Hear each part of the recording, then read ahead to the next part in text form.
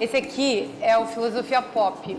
O Filosofia Pop é uma conversação sobre assuntos que envolvem uma discussão filosófica, evidentemente, um aprofundamento atencioso nas questões, uma conversa que possa abrir os horizontes das pessoas que estão aqui, nós mesmos, que somos vocês e nós três aqui, nessa parada desse jogo, e também as pessoas que depois vão assistir no tempo delas, em casa, na televisão ou na internet, para conversar sobre o nosso assunto de hoje, que é arte, ética e política. Eu convidei Gaudêncio Fidelis, que é um curador muito famoso atualmente no Brasil, já faz um tempo, e que também é historiador da arte, e quero super agradecer a presença dele aqui.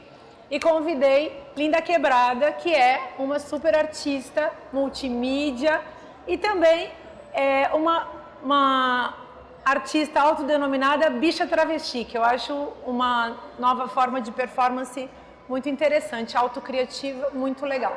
Então é pra gente pensar na dimensão estética da arte, na dimensão conceitual, mas também na dimensão ética e na dimensão política. E eu acho que, inclusive, é legal a gente falar sobre essas dimensões, né? O que significa a arte de um ponto de vista conceitual e estético, de um ponto de vista ético, de um ponto de vista político. Sei lá, você pega um Arthur Danto falando sobre arte, o cara começa falando assim, já é um conceito problemático, né? Aliás, não tem historiador, nem crítico, nem filósofo da arte que não tenha falado que arte é um conceito problemático. Mas a gente aprendeu a tratar esse conceito como uma questão hoje em dia. Então, a gente já, ao se relacionar com arte, a gente já pergunta, como faz o Arthur Danto, o que é arte. Então, Lin, o que é arte? Bom, eu me pergunto isso já há um tempo, na verdade, né? E continuo sem uma conclusão, necessariamente. Mas, cada vez mais, eu tenho entendido que a arte, para mim, tem a ver com criar sobre a sua própria existência. Se a gente pensar em arte como cultura também, né, como aquilo que a gente cultiva, como aquilo que a gente cultua, e aquilo que a gente cultua nas nossas relações, aquilo que produz o nosso meio, e a arte como aquilo que produz a nossa realidade, né, que inventa realidades possíveis, eu acho que eu entendo a arte mesmo, ou pratico a arte nesses moldes um pouco. É uma, digamos assim, visão existencial da arte. Porque para mim a arte é muito prática. É prática, né? E tem muitas possibilidades de fazer arte, desde a arte que criam e produzem novas possibilidades, e artes que reiteram, e que a arte de reproduzir. Por exemplo, a arte da repetição, de uma certa forma, que também é uma arte que por si só já produz coisas. Na nossa estética, nas nossas relações, na maneira como nós nos relacionamos, todas essas coisas elas criam... Tipo invenção da vida mesmo. Pra mim é isso, é a maneira como nós inventamos e produzimos a vida, de forma que possa ser novas possibilidades, novas coisas, ou numa forma que reinstitui o que já está estabelecido, né? Que reitera o já estabelecido. Para mim, a arte tem a ver com isso, com criação, e principalmente com criar sobre a minha própria existência, sabe? Eu sempre acho que a pergunta sobre o que é arte, ela é mal colocada. Talvez a gente esteja procurando uma resposta num lugar que ela não existe. Porque, para mim, a arte ela é um dispositivo que ativa a reflexão, antes de tudo. Se você pensar a arte sob essa perspectiva, evidentemente eu não quero dizer com isso que tudo é arte, né? Aí existem todo um processo de reflexão que vai definir, que vai institucionalizar o objeto artístico, enfim. Mas eu acho que a gente tem que pensar o objeto de arte como um dispositivo de ativação do pensamento, em que, quando a gente olha para esse objeto, ele é como um espelho e a gente projeta nesse objeto as nossas crenças, as nossas convicções, os nossos preconceitos, a nossa experiência de vida. E eu acho que é muito interessante pensar o objeto artístico como um objeto que responde. E eu acho que por isso é muito importante entender o que acontece quando a gente se confronta com um objeto de arte no espaço institucionalizado, seja o espaço do museu, de uma galeria ou num espaço de uma exposição. A gente basicamente está produzindo um enfrentamento que ativa em nós determinadas reações e ele responde às projeções que você joga para ele. Então, isso é muito importante pelo seguinte, Márcia, porque muitas vezes a gente vai numa exposição e a gente já viu aquelas expressões, eu não gosto disso, ou aquilo me parece meio estranho. Então, sempre são as manifestações de preconceito, as manifestações da nossa experiência, a nossa simpatia, a nossa empatia em relação ao objeto artístico, que muitas vezes, aliás, e que é importante salientar, encontra uma correspondência no mundo lá fora, né, no nosso cotidiano. Então, por exemplo, o preconceito é a manifestação mais evidente. Homofobia, por exemplo, ela pode se projetar num objeto artístico de formas bem dissimuladas, ou outros preconceitos, né? Mas, assim, eu citei o Arthur Danto porque é muito essa visão que ele tem. Então, o objeto artístico é um objeto que pergunta. Você está dizendo que esse objeto também responde. Estava pensando do ponto de vista da história da arte. Muitas pessoas no mundo da vida assumiram essa teoria da própria história da arte de que a arte, o objeto artístico é um objeto que tem história e que a arte estaria definida também por sua história. Então, o cidadão que não está ligado, por exemplo, na arte contemporânea e nas suas transformações, esse cidadão muitas vezes pega um conceito de arte que ele viu que tem a instituição museu, aí tem a instituição museu europeu, a instituição museu Louvre na Europa.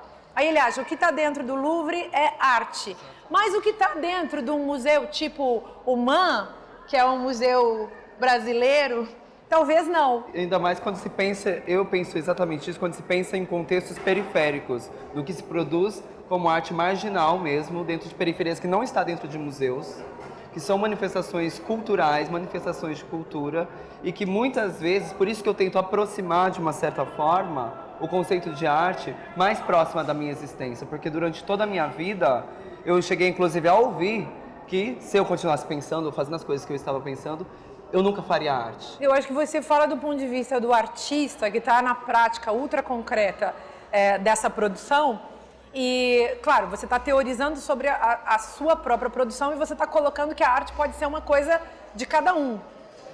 Nesse sentido de autoprodução de si, não é isso? Eu fico pensando nesse contexto de a arte, às vezes, num espaço muito sagrado. A arte com esse A maiúsculo. A arte que é um tipo de arte e que por si só, por se denominar, por dizer o que é arte, diz o que não é arte. E geralmente quando se diz, então, isso é arte, você sacraliza algo e você então exclui várias outras produções concretas, materiais, que estão produzindo vida, que estão produzindo modos de comportamento, que são periféricos, inclusive como o rap, como o funk, como muitas outras produções marginais e que não são consideradas arte, porque não estão em cima de um palco, não estão em cima de uma tribuna, atrás de um vidro. No fundo, a obra de arte começa a parecer uma coisa de museu.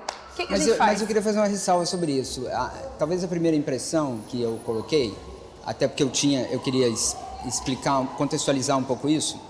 Eu não estou dizendo que a arte dependa do museu para existir, mas a arte depende de um aparato institucionalizante para ela existir. Por quê? Porque ela não existe. Um tipo de arte. Eu gostaria de completar o meu raciocínio.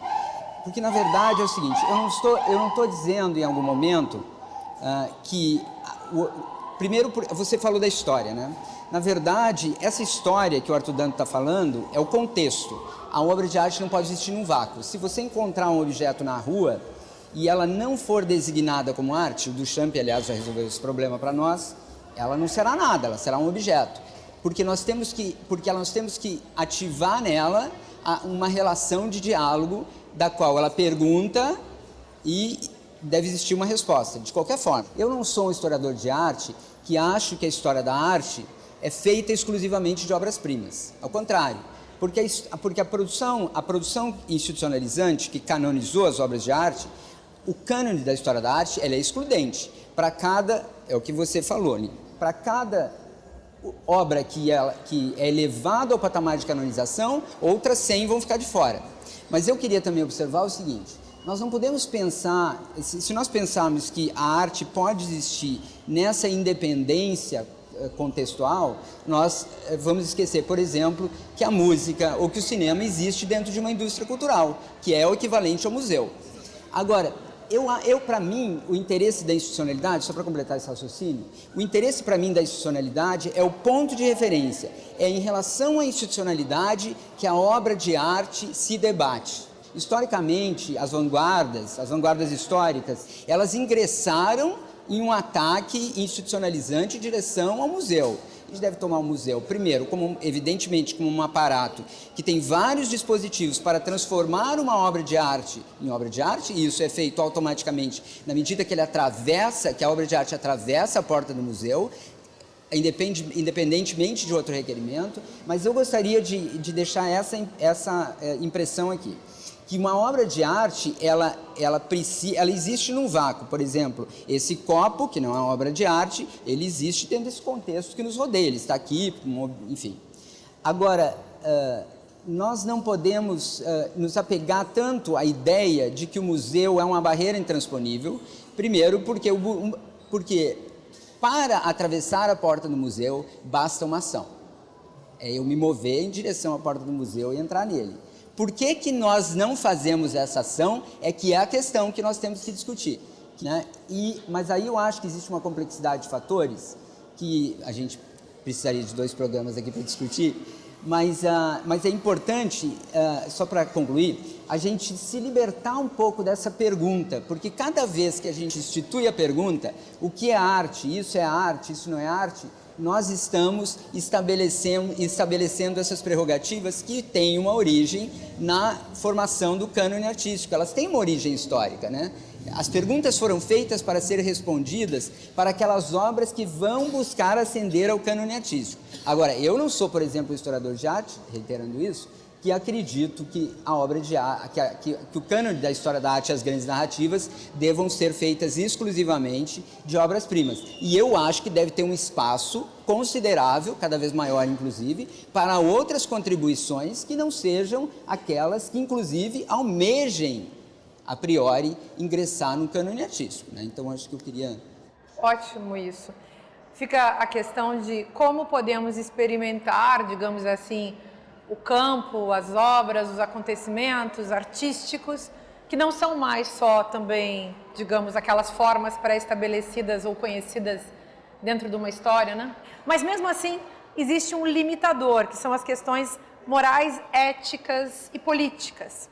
Porque nós somos atravessados, a nossa pura experiência estética, que é essa experiência que envolve gosto, sensibilidade, percepção, abertura à alteridade, até isso entra no jogo, mas a gente também é atravessado por ética, por política, a gente não pensa sozinho. Na hora que a gente inventa ou levanta um conceito de arte, muita coisa vem junto e muitas pessoas, inclusive, vêm junto, né? Eu queria fazer uma pergunta, talvez uma provocação, no sentido de que medida essas instituições que são, né, a favor da arte, estão recebendo esses debates mais contemporâneos sobre a arte periférica, também não acabam interferindo ou moldando nossas performances e é isso. Eu acho que tem completamente a ver, até quando eu penso em tudo isso que nós estávamos falando, eu quero deixar escuro que não são discordâncias, mas é justamente porque os moldes, ou a forma como a gente entende a arte, ou a forma como ela se estabelece, ela nos modifica e diz muito a respeito de como a gente vai fruir a arte a partir disso, né? Eu mesma, né, e a maioria das coisas eu extraio da minha própria experiência, da forma como eu fui atravessada por elas. Na minha experiência com a arte, eu sinto que é sempre importante a gente ter a memória e saber da onde se fala, quem está falando, né, de que a arte é essa, porque é justamente isso, né, que a arte é essa que está sendo proposta. E eu sinto que como instituições, em sua grande massa, assim, quase sempre, se trata de uma arte com a maiúscula, branca, europeia, né, uma arte muito bem institucionalizada, com moldes e orientações que criam e nos recriam e recriam os espaços e as arquiteturas e as coreografias de nós nos corpos, numa repetição e numa vangloriação e culto à obra, à arte como espelho. Eu acho que, inclusive, que essa é uma coisa que eu ouvi algumas vezes, né, durante o meu percurso, minha trajetória artística, né, na arte como espelho. E a arte como espelho, ela reflete e ela reproduz, ela é reflexo da própria imagem, né? E eu acho que isso diz muito a ver, por exemplo, com uma forma como, na maioria das vezes, a arte se institui na maioria desses espaços, né? E como eu experienciei, muito dos professores, que são esses professores que, para não falar dos professores e das professoras, mas dessa pedagogia, né, que está colocada, ela é uma conservação de si mesma, né? E não estava, pelo menos no que eu vi, muito aberta a novas formas, porque, por exemplo, as pessoas com quem eu convivi na periferia, elas não tinham proximidade nenhuma com aquelas coisas, com os artistas, com a teoria que estava sendo colocada lá, não tinha uma relação de proximidade. De uma certa forma, era quase sempre algo que você tem que tentar alcançar, né? Ou se pensar na dança, quando eu fiz dança, no balé, que para corpos que não são os nossos, para fisicalidades que não são as nossas, para um movimento e um tipo de arte culto que não estavam ligadas à nossa cultura e às manifestações culturais que já estavam sendo colocadas, na maioria das vezes. E respondendo mais exatamente a sua pergunta, eu acho que sim. Havia aí mais uma imposição sobre as pessoas que estavam ali, né, dispostas a estudar e praticar alguma coisa junta, e onde a gente sempre tinha que tentar alcançar algo que estava distante a nós. Em outras vezes, eu pude perceber quando essa pedagogia se dá de uma forma diferente, quando nós criamos a partir do que nós temos, a partir dos nossos corpos, ou a partir até mesmo da fricção entre essas duas coisas. Que daí é muito mais interessante. Eu prefiro muito mais pensar numa arte de fricção do que numa arte de ficção, né?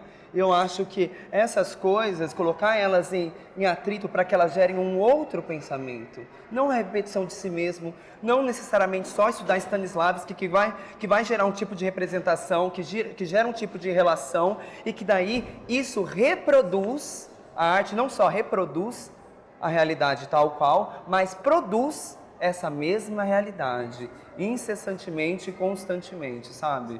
Só queria fazer uma ressalva que há que estabelecer uma diferença entre processo criativo e processo de institucionalização.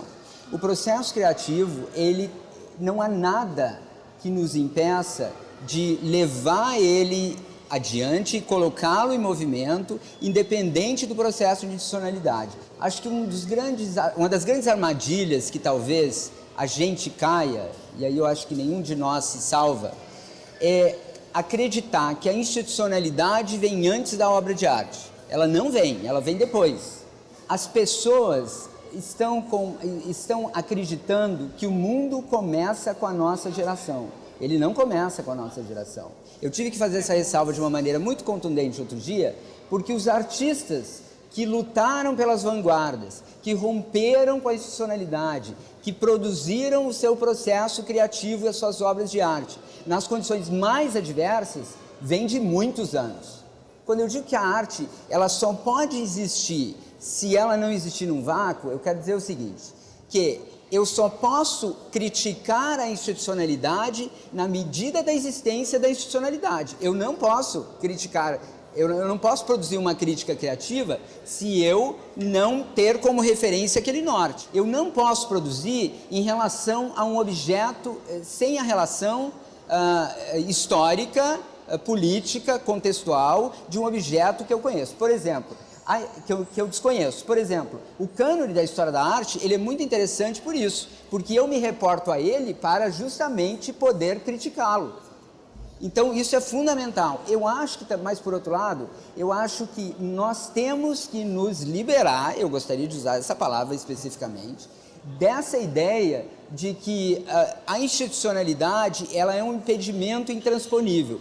Não, ela é um ponto de luta para o qual nós convergimos para transformar o potencial criativo. Eu gosto muito dessa ideia, porque a gente consegue entender também que arte é uma coisa que está inventada e está sendo inventada e que a gente está inventando junto à medida que a gente participa, nega, cria, recria, desinventa, consome, pelo que a gente consome, pelo que a gente investe. Destrói, constrói, por aí vai.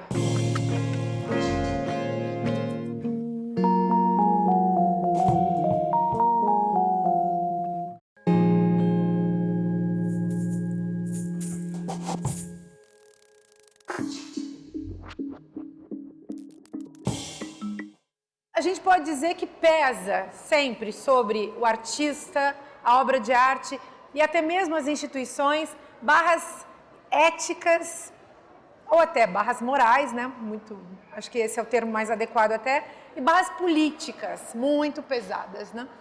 Então, se a gente for falar, por exemplo, deslocar aqui a conversa para um tema que já apareceu no momento anterior, que são os preconceitos. Como a arte pode sustentar a sua força, a sua elegância, a sua crítica, o seu poder, até mesmo a sua violência, diante dos preconceitos rasos do mundo? O preconceito, ele depende de uma superação individual e depende de uma experiência individual. Agora, o problema é quando ele é instrumentalizado pela política. E aí ele se projeta para a esfera pública e isso se transforma numa plataforma. Eu acho que o que nós estamos experienciando agora nesse período assim da vida brasileira, é justamente a instrumentalização do preconceito e de determinados princípios moralistas, melhor dizendo, que foram excessivamente instrumentalizados pela política, especificamente por lideranças políticas, e começam a agir de diversas formas, né, se projetar na sociedade a partir de projetos de leis, de pronunciamentos e de outras atitudes que a gente vê. Na verdade, eu fiz essa observação muitas vezes porque uma pergunta que insistentemente me foi feita existe limite para a arte? Existe limite para a produção artística? E eu insisti numa última vez que eu dei uma entrevista, eu disse, eu não consigo responder essa pergunta dessa maneira, porque a formulação da pergunta está errada. E por que eu digo que a formulação está errada? Porque se nós pensarmos que nós estamos vivendo num momento que uma parcela da população passou a acreditar que objetos de arte são animados e cometem crimes e se projetam na parede e podem cometer pedofilia, por exemplo, e podem produzir trauma e assim por diante, nós temos que reavaliar essa mudança cognitiva que aconteceu conosco. Por quê? Porque efetivamente objetos de arte não podem cometer crimes. Por quê? Porque se eles o fizerem, eles estão atuando supostamente, se eles fizessem isso, eles estariam atuando num registro que imediatamente os destitui da condição de objeto artístico. Por quê? Porque nas prerrogativas do objeto artístico está, e que implica em definir o que um objeto artístico é como arte, a sua condição estética, a sua realidade material, as suas questões conceituais, a sua disposição e a sua inclinação para produzir conhecimento, no momento em que um objeto artístico supostamente ingresse no terreno do crime, todas essas prerrogativas desabam. Portanto, ele não é mais um objeto artístico. A experiência estética nunca é uma experiência fácil. É sempre uma experiência que requer muito esforço cognitivo, muito esforço afetivo. As obras, elas nos tocam, elas falam com a gente, como você disse. Se a gente pensar em termos de diálogo, eu acho que fica muito bom, porque o diálogo implica aquilo que eu não posso entender, que é o campo da completa alteridade, né? Que é onde eu me assusto com as coisas. E aí surge mesmo, muitas vezes, por conta do medo, acho que um preconceito, né? Você acha que tem esse susto, assim, esse preconceito tem a ver com medo dessa diferença?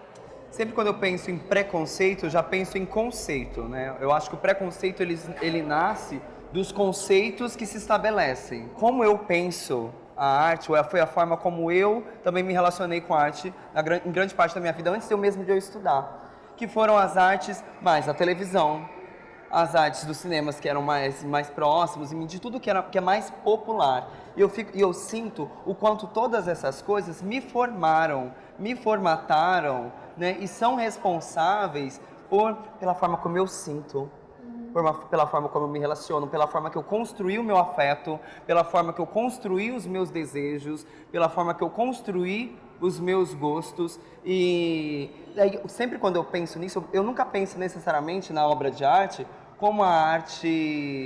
E depois que eu comecei a fazer teatro, eu comecei a me relacionar com a arte de uma outra forma. Mas eu sinto que, por exemplo, até mesmo a publicidade, a moda, como todas essas coisas, como arte, como criação, me formaram e me formataram, me definiram, deram meus contornos, os meus limites, inclusive, e criaram os meus conceitos e fundaram os meus preconceitos.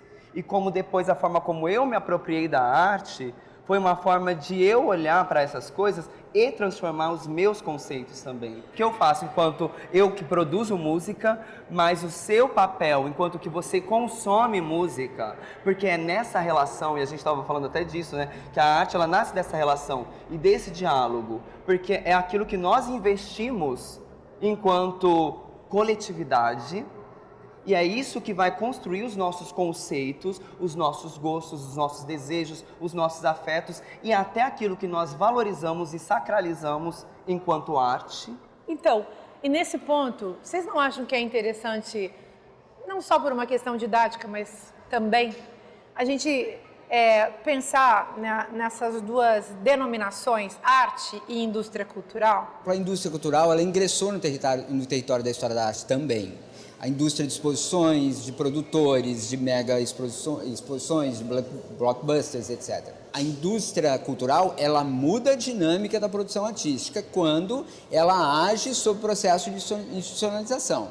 Eu acho que ela é extremamente problemática, porque ela independe do processo de acesso, ou seja, aquilo que a gente conhece como o processo de veiculação e popularização do objeto artístico. Isso impõe um desafio extraordinário, porque o processo de institucionalização foge da mão do artista, que tem que ser contabilizado, inclusive, se for uma obra interessante, que vai dar uma contribuição, pretende dar uma contribuição mais significativa e mais crítica, a indústria cultural tem que ser contabilizada nesse processo na hora da produção artística e na veiculação da obra pelos meandros da institucionalidade. Toda teoria, ela foi feita para ser ultrapassada. Ela vai ficar velha um dia. Eu acho que eu li isso que Foucault falou a respeito.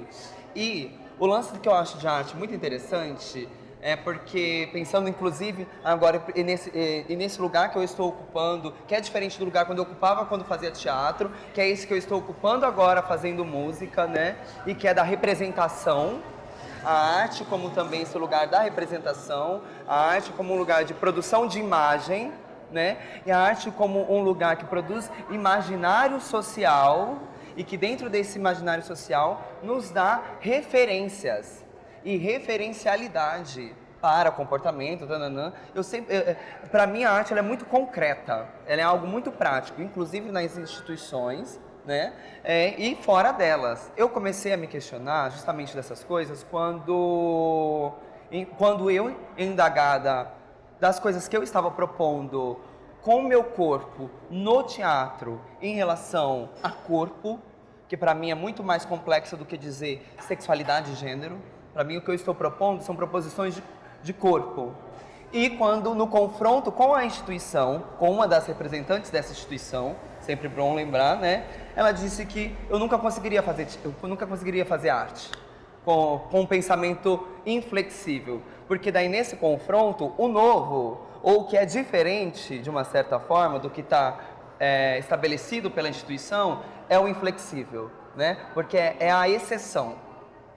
E O que eu entendo, por que eu gosto de dessacralizar tanto esse espaço da arte, porque foi quando eu tive que sair, quebrar os muros da instituição e passar a investigar isso no meu dia a dia, no meu cotidiano, na minha performance cotidiana, no meu corpo, na minha relação com as outras pessoas, que eu passei a incorporar mesmo e a experienciar uma outra relação com a arte, que estava fora dos muros da escola e dos pressupostos da instituição, e que foram extremamente importantes para que eu pudesse experimentar essas coisas fora do muro da instituição. Mas foi aí que eu percebi o quanto cada um desses corpos, cada uma de vocês, era importante na minha relação com o meu corpo, porque eu era completamente atravessada pela forma como nós criamos a nossa estética, as nossas relações,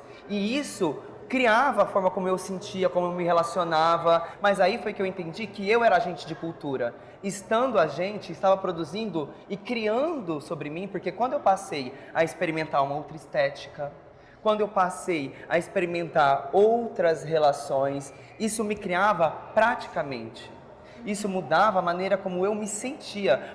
Eu gostaria de saber como vocês entendem o limite entre essa questão mesmo do artístico e do que, como você disse, sobre a questão do crime. Por exemplo, muitas pessoas questionam o funk, por exemplo, por ser um estilo de música que eles falam que faz apologia ao crime, às drogas, mas até onde isso é experimentação de fato do que essas pessoas estão vivendo no cotidiano, e até onde a gente consegue relacionar arte ou isso é um crime, e um outro ponto, por exemplo, uns fotógrafos que tiram fotos, enfim, das crianças morrendo em determinados lugares, eles expõem isso em grandes museus e essas crianças morreram, sabe? Tipo, isso, pra mim, eu vejo isso também como um crime. Então, até onde vai essa questão da ética com a arte, enfim. Eu acho que essa é a pergunta, assim, mais para reflexão mesmo. O processo de criminalização do funk, ele foi uma mobilização muito significativa de determinadas lideranças políticas que aconteceu em um determinado momento e que se insere dentro de vários momentos de criminalização não só da produção artística, mas de outras atividades do conhecimento humano e assim por diante. Essa suposição de que a arte comete crime, ela está posta de uma maneira errada. É como se é a pergunta errada. Então não tem como dar uma resposta para uma pergunta que está formulada deslocadamente. Mas isso é uma discussão tão complexa porque ela se originou a partir dessa instrumentalização, em grande parte eleitoreira, que a gente viu agora uma grande campanha difamatória, vindo do Congresso, vindo do Senado, vindo de lideranças obscurantistas, e que é muito difícil de desfazer, porque nós já temos tarefas muito complexas para resolver antes disso, né? Inclusive o acesso das pessoas ao conhecimento, à produção artística, etc. Há uma grande engenharia política nesse processo, porque essas lideranças obscurantistas estão instrumentalizando isso, incluindo isso que a gente passou, que foi a criminalização do funk. Sempre quando eu penso nisso, né, de crime, eu não consigo eu volto sempre a me perguntar, né, crime pra quem e crime pra quê? A pessoa que faz a pergunta, ela também é sujeito, né, nisso. Então, porque eu me sinto criminosa, eu me sinto uma artista criminosa, e eu gosto de ser uma artista criminosa, porque eu sinto que a minha arte, ela é um crime, inclusive, aos conceitos fundamentalizados da normatividade e do que a arte constantemente produz, e para a maioria dessas pessoas, o meu tipo de arte, eu sinto que é um tipo de crime, né? As pessoas se relacionam comigo dessa forma e com a minha arte dessa forma. Eu acho que não é privilégio do funk o machismo, a apologia ao estupro e diversas outras coisas que estão presentes, mais evidentemente ou menos evidentemente, mais ou menos dissimuladas, nas artes num geral, porque é justamente isso, as artes num geral, que são fundamentalmente, é crime para quem? Quem fundamenta as leis? Se a gente for mais ainda na raiz dessas questões, a gente vai perceber que tem um sujeito universal, todo-poderoso, criador de todas as coisas, do céu e da terra, e dos conceitos todos, sabe?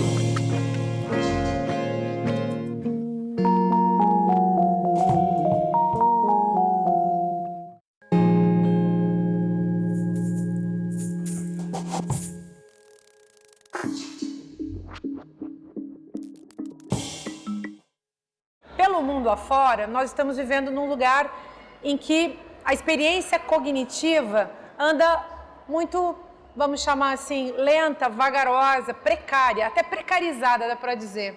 Então, esse apego ao literal, essa dificuldade com as figuras de linguagem, com a ironia, com a metáfora, com o próprio humor, a dificuldade com a autodesconstrução, a dificuldade também de pensar que não se sabe alguma coisa, que leva muita gente a posturas muito prepotentes, no sentido de eu já sei tudo.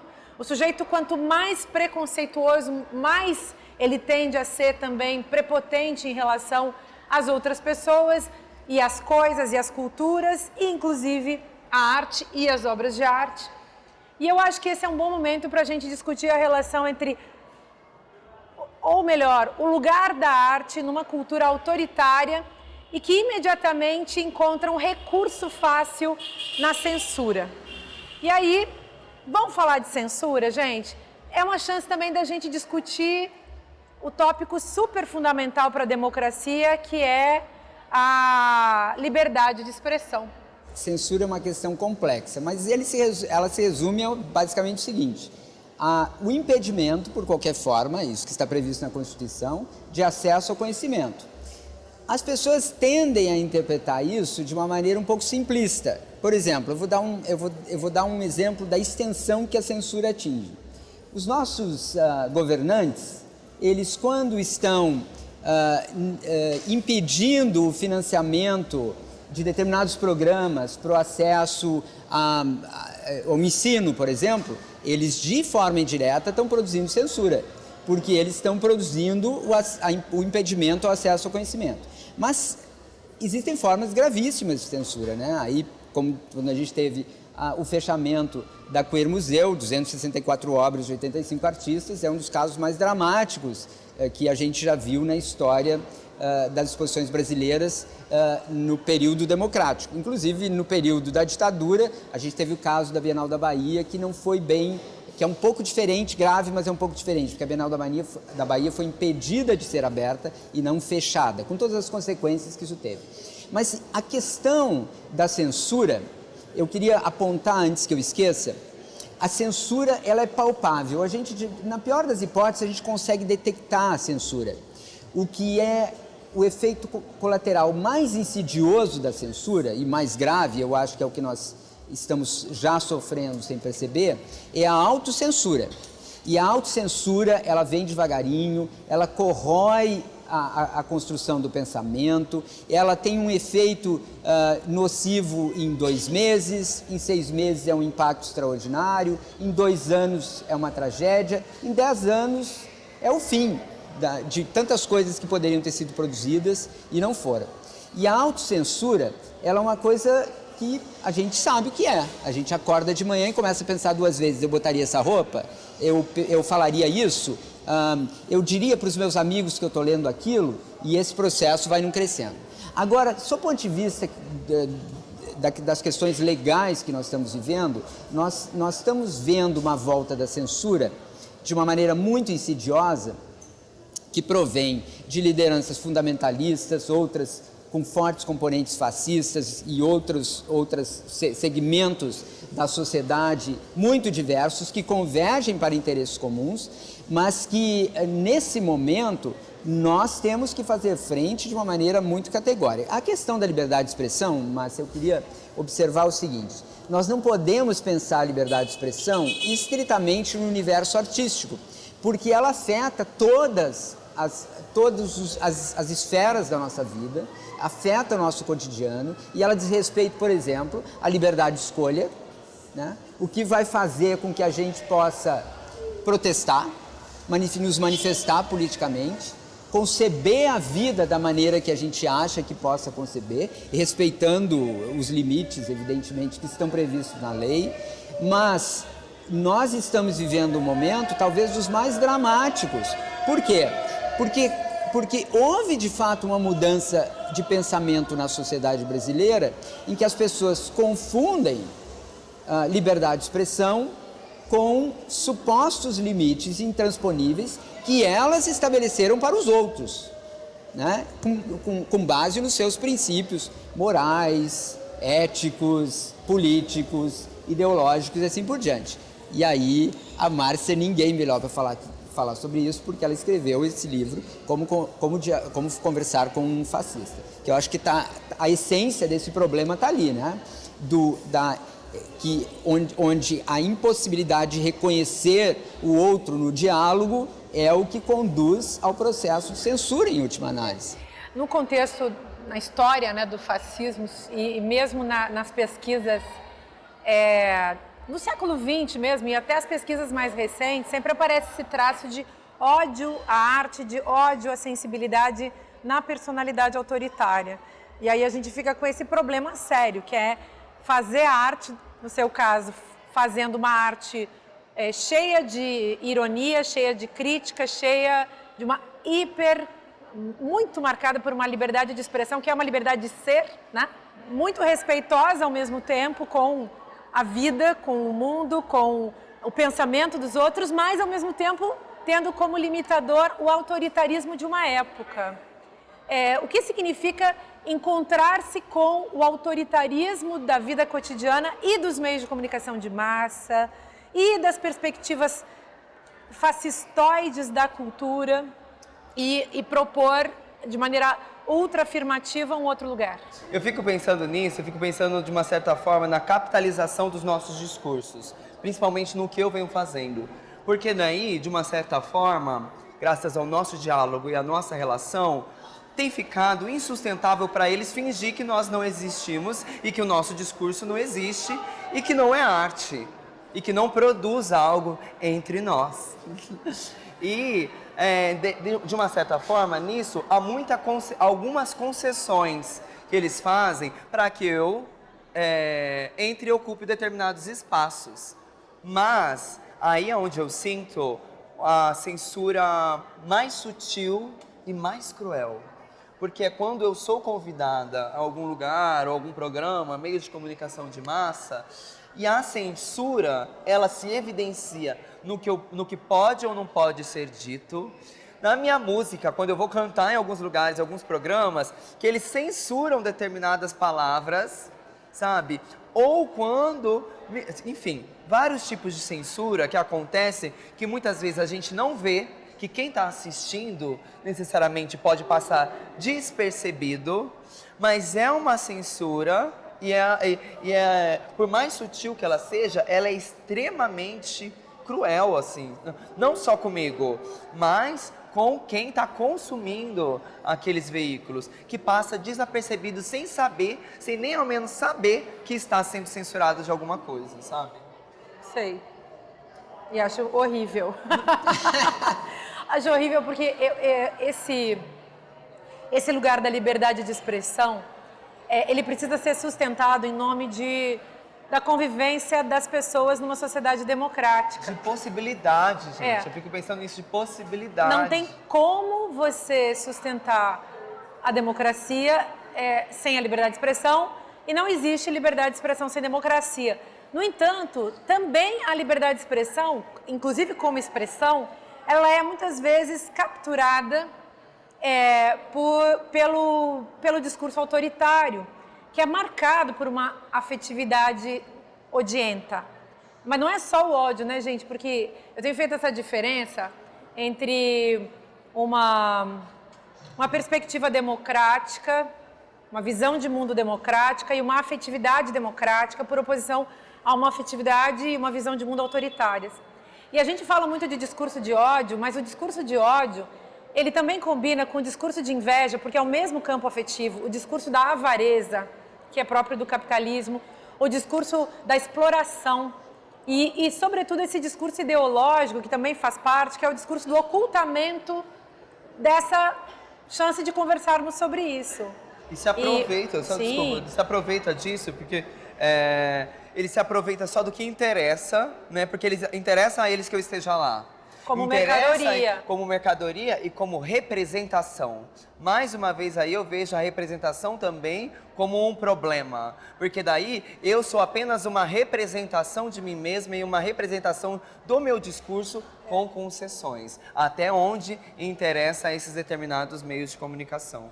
Eu acho que a Aline falou uma questão no início que foi muito interessante, quando ela diz assim, é importante a gente deixar claro de quem fala, né? O discurso ele vem de uma posição de autoridade, né? E nós estamos aqui também, inclusive, mais uma vez, numa posição de autoridade. Eu posso me mover daqui e sentar com vocês, eu consigo deslocar um pouco essa posição de autoridade, mas nesse momento nós estamos falando sobre uma posição de autoridade. Não existe uma saída para esse problema. O que existe é a consciência do problema e a ativação de alguma espécie de dispositivo que você, como produtor artístico e cultural, vai colocar em movimento para intervir no problema. Ou seja, eu sou chamado para uma condição X, onde eu sou chamado pela minha condição de autoridade e do que eu represento e de como eu atuo na esfera pública, mas eu tenho que ter essa consciência. Agora, o inacreditável, por mais surpreendente que possa parecer, é que isso se naturalizou. Exatamente. E a maioria das pessoas age nessa esfera pública como se ela não estivesse nunca falando sobre uma posição de poder. Então, mas eu acho que é uma fatalidade inerente, assim. Você não tem escapatória. Será, Agora você tem a escapatória, é você ter consciência de que você está, sim, falando sobre uma posição de poder e você descortinar isso. Sabe onde começou a grande polêmica, entre aspas, porque eu não considero que é estritamente uma polêmica, da Queer Museu? É que a Queer Museu, ela desfaz e desestrutura os princípios canônicos das relações entre obras. E isso causou uma profunda indignação, irritação e comoção nos especialistas. Antes de tudo. Ela já era uma exposição tensionada.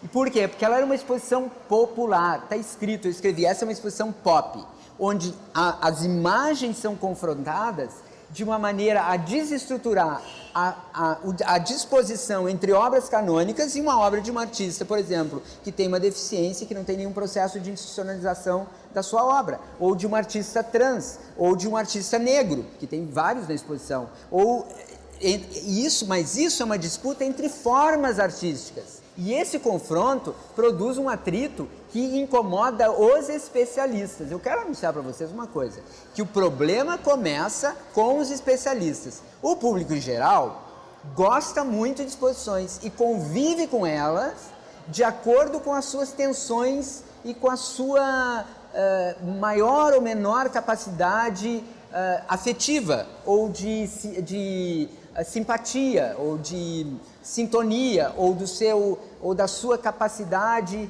de interagir com as obras de arte ou até mesmo a partir de relações de ódio e preconceito. Mas isso é o processo de diálogo. Os especialistas não. Eles convivem com o objeto artístico a partir de uma perspectiva ideológica, de definição de parâmetros que os constituem como melhor ou melhor, com mais ou menor status e assim por diante. Então, eu só queria fazer essa ressalva para dizer que as tensões da exposição Queer Museu, ela inicia dentro da não aceitação de determinados princípios canônicos de constituir uma exposição que a especialidade e os especialistas e a academia não aceita. Então é ali que começa e ali é onde se dá o confronto. Nós temos que nos apropriar desse confronto, porque esse confronto, quando a gente falava lá no começo do processo de institucionalização, esse é o problema. A institucionalização se apropriou de todas as regras que definem e dizem o que é certo, o que é errado, isso e aquilo. Mas isso é uma função que parte, um dispositivo que parte dos especialistas. E aí é que começa o conflito. Eu acho que desde o primeiro bloco eu tenho pensado muito sobre protagonismo. E entender de que forma que, por exemplo, como curador ou como artista, isso chega em vocês, como escritora também. E aí entender quais são essas hierarquias sociais que a gente constrói a partir do discurso, entender o que é o discurso e onde que ele é produzido. E aí eu penso nessas hierarquias como que é a sua sobrevivência pensando no protagonismo. Porque não é mais uma pessoa falando sobre você ou só mercantilizando. É você tentando ter a sua voz de volta e pensando, agora eu falo por mim e eu não preciso mais produzir a partir do outro, produzo a partir da minha vivência. E aí nessas hierarquias entre homem branco, mulher branca, o homem negro, depois a mulher negra e depois a mulher negra travesti ou transexual, esses lugares em que o debate sobre acesso, sobre democracia, vão ficando cada vez mais complicados. Então eu queria perguntar de que forma que a gente leva essa reflexão para as pessoas que não veem, por exemplo, a importância de pluralidade, em que a gente é refém da universalização e que dentro dela não existe o plural, em que a gente enaltece tanto a globalização e nesse lugar que é tão mercantilista, mas aí a gente não valoriza o que é singular. Então eu queria perguntar de que forma que vocês enxergam que a gente pode levar a reflexão para esses outros lugares. Talvez a gente consiga, nesse ponto, também pensar o lugar do ativismo na arte, da arte no ativismo, digamos, no ativismo democrático, né? Que busca ampliar as relações nesse sentido da expressão democrática das singularidades, né? Quando a gente pensa em singularidade, né, na verdade, é porque a gente tem um universal, né? A gente pensa as singularidades a partir desse universal. E eu faço meio que uma proximidade com isso que você estava falando antes, até desse lance da autoridade. Mas quando a autoridade, para mim, é isso. Quando a autoridade, ela já denuncia ou ela já evidencia ali que existe esses papéis diferentes, né, esses lugares diferentes que a gente está ocupando, de uma certa forma, quando a gente desnaturaliza isso eu já acho que já é uma ação da gente se ver como agentes mesmo. Eu acho a representação, ela traz muitas possibilidades para a gente, inclusive enquanto referências a novas possibilidades, mas a representação ela também pode ser um problema, quando ela é o nosso objetivo final, quando ela é apenas capitalizada, né? E porque a representação, de uma certa forma, eu sinto que algumas das vezes ela nos coloca em um papel de conforto. Porque eu já tenho alguém que nos represente, eu já tenho alguém que me represente, eu já tenho alguém que fala por mim, né? E daí eu acho que acaba sendo um pouco um problema quando a representação ela é o nosso objetivo final, entende? Porque daí eu já ouvi isso algumas vezes, porque você é exatamente tudo aquilo que eu gostaria de ser, mas eu não tenho coragem.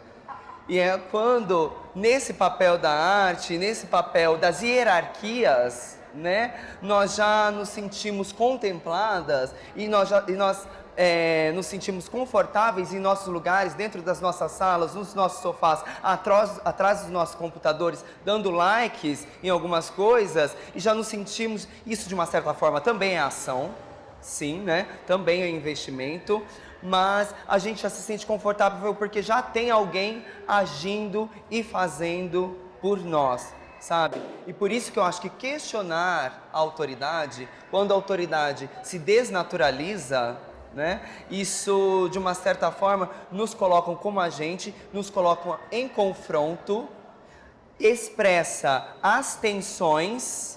E a partir dessas tensões, a gente consegue alcançar outras extensões sociais, outras extensões artísticas, corpóreas, físicas, identitárias.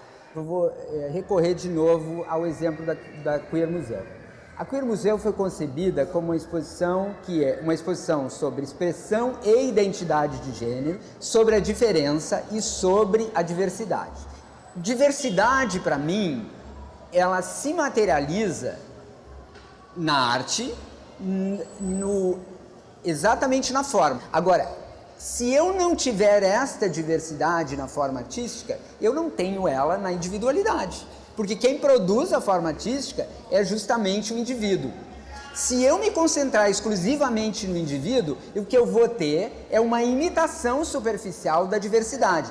Por exemplo, se eu falar da filosofia, onde é que eu vou encontrar a diversidade? Ah, não é a Márcia que está, só a Márcia que está aqui do meu lado, ou uma outra filósofa negra, ou um filósofo trans. É o que aquele pensamento, que é diverso de vários outros, contribui para um contexto de diversidade. Então nós temos que sair da superfície e mergulhar nesse ponto nevrálgico. Por quê? Porque em exposições, por exemplo, nós encontramos às vezes muita diversidade de representação, artistas negros, artistas trans, e pouca diversidade da forma, que é onde realmente a intervenção na história da arte é feita. Você, como artista, projeta uma forma, uma determinada imagem, uma determinada visão, e isso intervém no universo das formas.